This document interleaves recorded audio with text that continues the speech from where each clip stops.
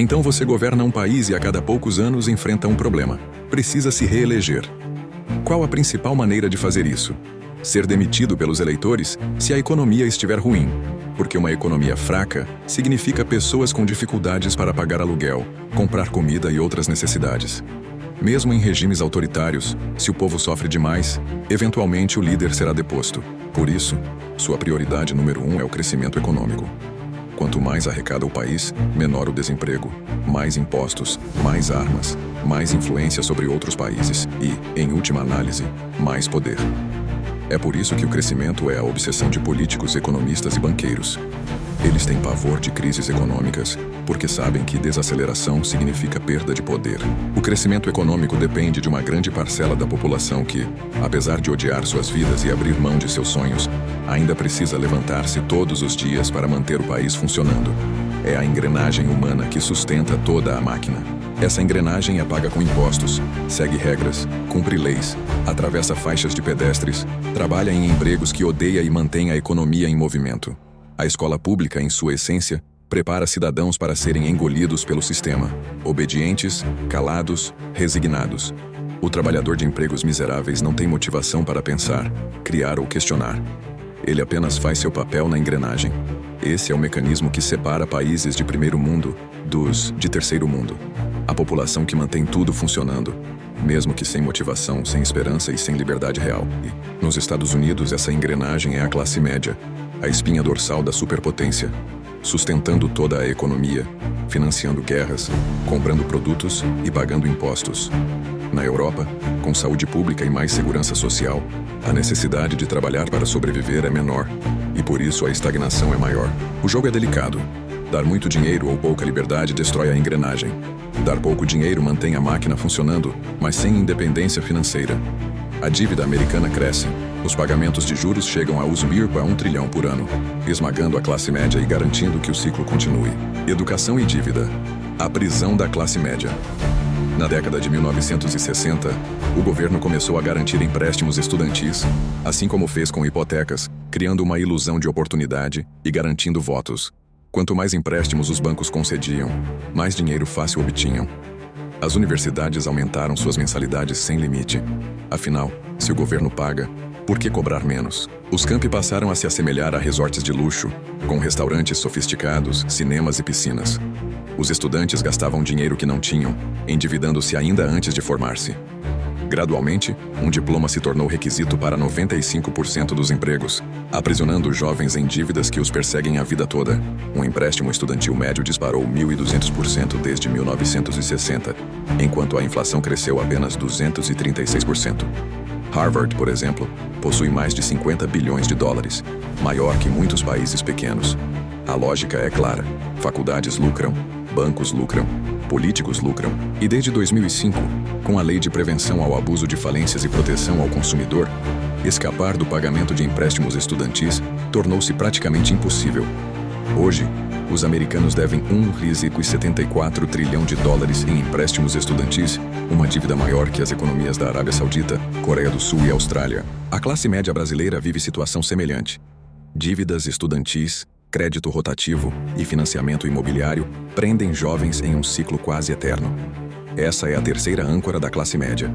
Dívidas ruins. Juntando os 3 pilares: empregos de 9 horas, 17 horas, educação cara e dívidas impagáveis, temos a explicação de por que, mesmo trabalhando duro, a classe média nunca consegue realmente progredir. Produtividade estagnada e tecnologia. Apesar dos avanços tecnológicos, computadores, automação, internet, a produtividade disparou, mas os salários permaneceram estagnados. Um trabalhador moderno produz 5 vezes mais que um trabalhador de 1947, mas continua ganhando quase o mesmo. Desde a década de 1970, os salários da maioria permanecem congelados, enquanto o 1% mais rico e CEOs multiplicaram sua renda centenas de vezes. A promessa de que a tecnologia traria mais lazer e menos trabalho nunca se concretizou para a massa. Globalização, automação e deslocamento da indústria para países com mão de obra mais barata destruíram empregos tradicionais. No Brasil, o fenômeno é semelhante. Empresas terceirizam serviços, trabalhadores temporários e freelancers substituem funcionários de carteira assinada. A economia gig se tornou a forma final de exploração. Liberdade aparente, sem benefícios, sem aposentadoria, sem segurança. O trabalhador continua preso, substituível a qualquer momento, enquanto o lucro concentra-se no topo. A desigualdade cresce e a classe média se vê encurralada. Ou se adapta rapidamente, ou cai para a base da pirâmide. Juros, dívida e a bolha impossível. O Federal Reserve e o Banco Central brasileiro seguem lógica semelhante. Quando a dívida explode, precisam reduzir juros para manter o sistema em pé. A dívida americana chega a 33 trilhões de dólares. A brasileira ultrapassa 7 trilhões de reais. O governo não pode simplesmente cortar gastos. É o maior empregador e comprador de bens e serviços do país. Cortar gastos seria colapso imediato da economia. Reduzir juros é o caminho escolhido, mas isso gera inflação, disparada nos preços de alimentos, imóveis e ativos financeiros. A riqueza se concentra ainda mais. Os ricos compram ouro, ações, imóveis e criptomoedas. A classe média e baixa vê seu poder de compra ser corroído. Qualquer tentativa de escapar da armadilha sem ativos é quase impossível. As taxas de juros baixas estimulam mais crédito, mais dívidas, mais consumo aparente, mas o trabalhador médio permanece preso em salário fixo, sem segurança ou patrimônio. Essa é a fase final da engrenagem. Hiperinflação camuflada, endividamento eterno e concentração de riqueza. O colapso planejado e a ilusão do livre-arbítrio. Quando o dólar despencar, o governo terá duas opções: imprimir mais dinheiro ou cortar gastos essenciais. Cortar gastos significa desemprego em massa, queda no consumo, recessão total. Imprimir dinheiro significa hiperinflação. A classe média é a mais vulnerável. Sem ativos, sem reservas, com dívidas, será esmagada entre os ricos que detêm patrimônio e os pobres dependentes de programas sociais. A percepção de livre-arbítrio é a chave. Você acha que trabalha porque quer, mas na verdade trabalha porque precisa. O sistema mantém milhões em movimento constante, garantindo que o país funcione sem questionamentos. Os próximos 10 anos prometem uma mudança drástica. A economia gig vai substituir empregos formais, a automação vai eliminar funções tradicionais, a dívida pública vai explodir e qualquer segurança aparente desaparecerá. Para a massa, é um ciclo sem saída. Para os que possuem ativos, é uma oportunidade de enriquecer ainda mais. A era de ouro para alguns e a armadilha para todos. Durante períodos de expansão econômica e juros baixos, os ativos se valorizam. Quem possui imóveis, ações e criptomoedas aumenta sua riqueza exponencialmente.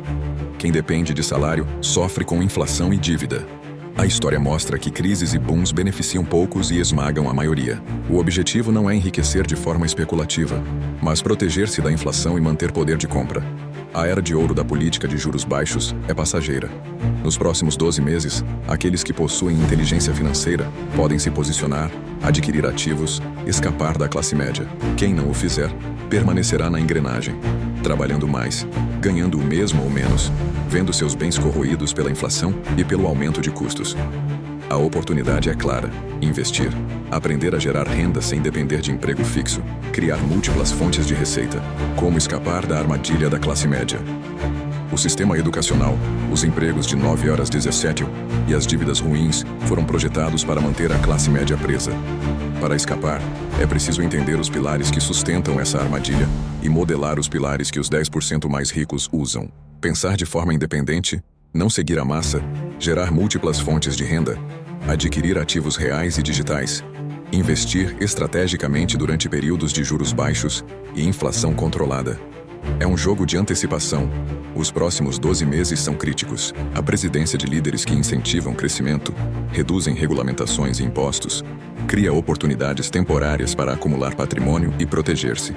Quem ignorar essa janela permanecerá na engrenagem, vulnerável à desvalorização da moeda e à perda de poder aquisitivo. O caminho do soberano livre. Você pode escolher aceitar seu destino, trabalhar em empregos precários, pagar dívidas e assistir os 10% mais ricos acumularem riqueza. Ou pode agir, investir, aprender, se posicionar, gerar renda que não dependa de horas trabalhadas, proteger-se da inflação, adquirir ativos que valorizam. A armadilha da classe média não é inevitável. É uma construção social e econômica que pode ser vencida com conhecimento e estratégia. Pense como Peter Thiel disse: a coisa mais contrária de todas é pensar por si mesmo. Rejeite os pilares que te prendem. Modele os pilares dos ricos e transforme sua vida. Os próximos 12 meses determinam se você será parte da minoria que consegue escapar ou se permanecerá na engrenagem para sempre. O relógio está correndo. E a história não espera por ninguém. Enquanto bilhões se distraem com telas, fofocas e promessas vazias, o tabuleiro está sendo movido. Em silêncio. Os mesmos que controlam a dívida, controlam o futuro. Os mesmos que imprimem o dinheiro escrevem as regras. E os mesmos que vendem esperança, compram poder. Nos próximos meses, o mundo inteiro vai assistir à maior transferência de riqueza da história moderna. Não será uma guerra de tanques e mísseis, mas de juros, dados e cliques. Uma guerra travada no invisível, entre quem entende o jogo e quem insiste em acreditar no sistema.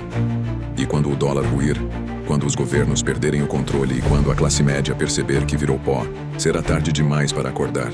Mas ainda há uma brecha, um curto momento, talvez o último, em que cada um de nós pode escolher de que lado da história vai estar. Você pode continuar acreditando que está seguro, ou pode abrir os olhos e enxergar que a segurança é apenas a ilusão criada para te manter obediente. O futuro não pertence aos conformados, pertence aos que se preparam, aos que enxergam o colapso e decidem construir algo antes que o chão desapareça. A engrenagem está girando. E agora, você decide. Vai continuar dentro dela, ou vai se tornar o dono da máquina?